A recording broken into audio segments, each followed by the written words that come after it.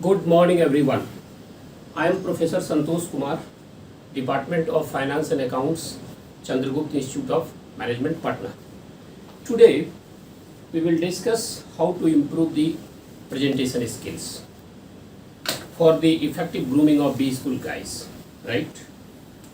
So especially in finance department, what we practice, whatever courses we have, whether it's a project finance, behavioral finance, options, futures and derivatives, we form groups for the presentations.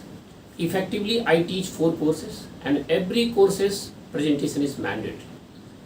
So for presentations, the first requirement that we have for the student is that we must have a cohort of 4 to 5 students. 4 to 5 students.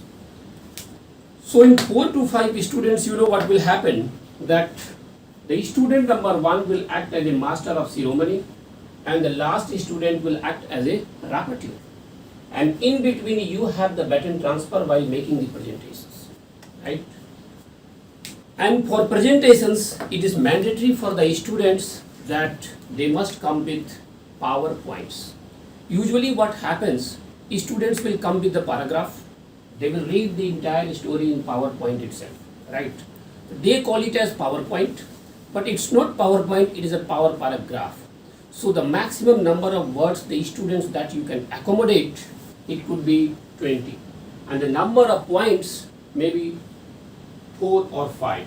The number of bullet points that you have, ideally it should be 4 to 5, so that the participants can effectively see what you present. I mean, the idea is whatever you are presenting, it should be effectively communicated, right? Third is, when you come for presentations, we come with a dress code. Dress code is very much, it should be formal. You know, once you are formal, what happens? It's some sort of, you have the prepared mind. You are prepared for the day. But if you are having the casual dress, then probably you are not prepared for the day. So once you have the formal dress, you can perform better. Before you come for the presentation, I will suggest some of the senior students you can use, or boys can use girls, girls can use boys, and you give the presentations or you take the feedback. Or you can have your camera, or in front of the mirror you can present, and then you can look what sort of presentations you have. Because you have to present only 5 minutes. So ideally, how to give the effective presentations, that is very important. So first let me tell you what is the role of master of ceremony, that I said the first member, so-called MCB, called Sutradhara also. Master of ceremony is in the presentation, he is accountable for introducing the entire team, I mean the 4 or 5 members that you have, right?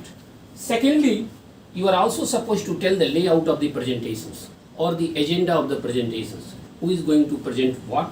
I mean, the entire structure of the program must be known well in advance, right? So, and the last member, first is MC. He has produced the layout, he has given the presentations art, how the other members will proceed. And in between, after the baton transfer, the moment you reach the last member, he is a rapporteur, he will give the concluding remarks, right? Coming to the next part, what I said, the first is master of ceremony. The last is rapporteur, who is going to give the concluding remarks. In between, while transferring the presentations, so-called, we call it as baton transfer. While you making the baton transfer, you should not be disconnected. I mean, if I am leaving the presentations, then I am leaving with the agenda. This will be discussed with my friend. So ideally, what you are trying to do, you are keeping the audience connected with your team members, right? Another important activity in the presentation is eye contact.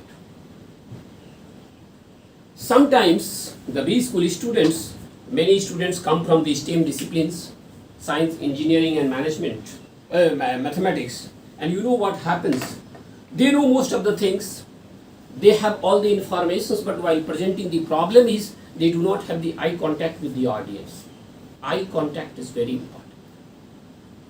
If you lose the eye contact, the attention is lost from the participants, right? Another gesture that is most important is hand movement. Let me give you the example of hand movement. Suppose you are highlighting something. The moment you say, this is the first point, second point, third point, I think it's it's a very comfortable when you say, okay, this is my first point, this is my second point, and the final one. So the moment you use your hands, the gestures and postures, you know what happens. You are effectively presented. At the same time, you hold the attention of the class, right? Coming to the next one. One of the mistakes that we frequently commit in the class is U-turn. U-turn is, let me give you the example of U-turn. I am presenting in front of you. If I take turn like this and keep writing, you know what happens? Attention is lost from the class. So when you take the U-turn, you should have a slant, keep your eye contact, at the same time for fraction of seconds you start writing something. So complete U-turn, you can assume that it is restricted, you can be slant and you start writing something. So what you are doing, you are writing something and at the same time you are holding the attention of the class, right? Open to discuss. When you come at the rapporteur stage or you finish your presentations, sometimes what happens, we are very egoistic. We know we have prepared like anything and we write the comments, any questions. Please don't dare to write any questions. You should be open to discuss.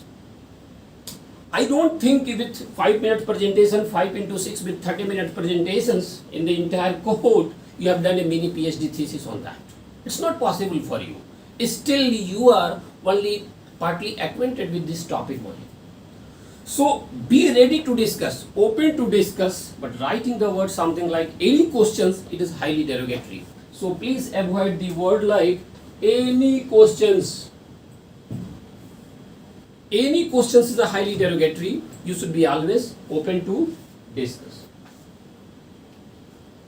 Now in B school, the most important thing is once you finish the presentations and you write that the open to discuss, people start asking questions, right? Sometimes you know the partial answer, sometimes you know the complete answers, and many times you know you can corroborate your friends. So if you know that your friend has given the partial answers, you wanted to add something, you should come forward and you say, as the colleague has said this, I would like to add this. So it's a very powerful argument. And many times you will end up with the answer something like, it depends.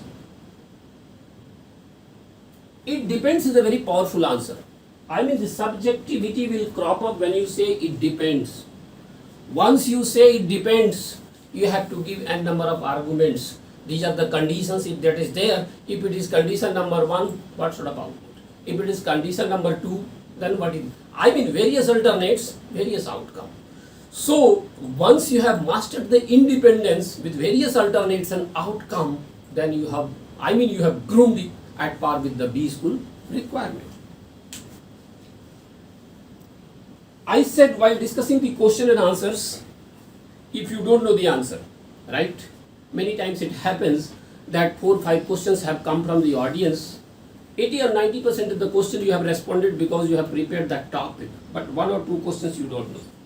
If you don't know, just say very clearly we don't know and we'll try to respond in a couple of days, right? But do not bluff, do not give the wrong answers, right? Or any idea where you do not know the objective answers, let the subjectivity prevail, right? We'll continue with the same topic in the next series, the grooming at the rate of presentations in the next class. Thank you very much.